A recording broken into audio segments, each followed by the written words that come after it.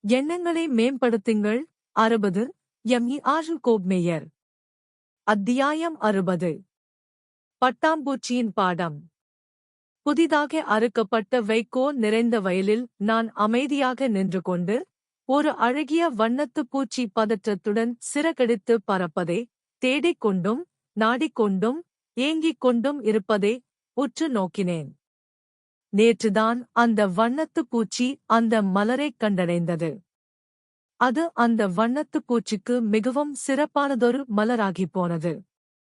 தேடிச் செல்லத்தக்கதாக, அருகிலிருக்கத்தக்கதாக, ஓர் அழகிய வண்ணத்துப் பூச்சியால் மட்டுமே ஒரு எழில்மிகு மலரை வருடி முடிவது போல, மென்மையாக வருடி மகிழத்தக்கதாக இருந்தது. ஆனால், அந்த மலர் புல் வெட்டுபவருக்கு சிறப்பானதாக இருக்கவில்லை. வெட்டப்பட்ட நிலையில், நண்பகல் வெயிலில் வாடியவாறு, வெட்டப்பட்ட பொருட்களுக்குள் பாதி மறைந்தபடி, அது கிடந்தது. இனி அது அழகாக இல்லை. பாவம், அந்த வண்ணத்துப் பூச்சி!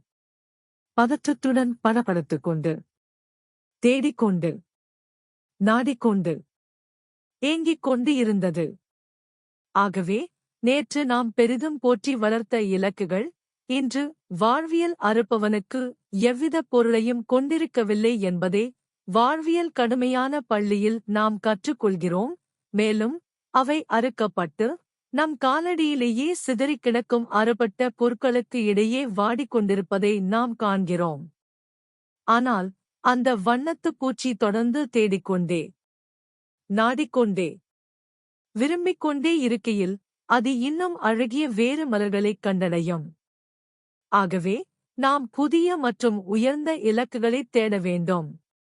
ஏனெனில், வண்ணத்துப் பூச்சி இன்னும் அதிகமான, அழகிய மலர்களைக் கண்டடைவது போலவே, நாம் தேடினால், அந்த இலக்குகளையும் நிச்சயம் கண்டடைவோம். வண்ணத்துப் பூச்சிகளின் உலகில் மலர்கள் எத்தனையோ நிறைந்துள்ளனவோ, அதேபோலவே நம்முடைய சொந்த வாழ்விலும் இலக்குகள் ஏராளமாக நிறைந்துள்ளன. முன்னொரு காலத்தில் மிகவும் இன்றியமையாததாகத் தோன்றிய ஒன்றை விடவும், ஒவ்வொரு புதிய இலக்கும் மிகச்சிறந்த வெகுமதியை தன்னகத்தே கொண்டுள்ளது. நாம் புரிந்து கொள்ள இயலாத ஒரு ஞானத்துடன், வாழ்க்கை அவற்றை வெட்டிச் சுருக்கி விடுகிறது. இது, நம்மை எப்போதும் தேடிக்கொண்டும், நாடிக்கொண்டும், ஏங்கிக் கொண்டும் இருக்கச் செய்யும் வாழ்க்கையின் ஒரு வழிமுறையாகும். அவ்வாறு செய்வதன் மூலம், நாம் அந்த அறுக்கும் கருவியின் நோக்கத்தை புரிந்து கொள்கிறோம். அது நம் கடந்த காலங்களை அறுத்து வீசுகிறது. அதன் மூலம் நாம் இன்னும் பிரகாசமான ஒரு நாளைய தினத்தை தேடிக் கண்டடைய முடிகிறது.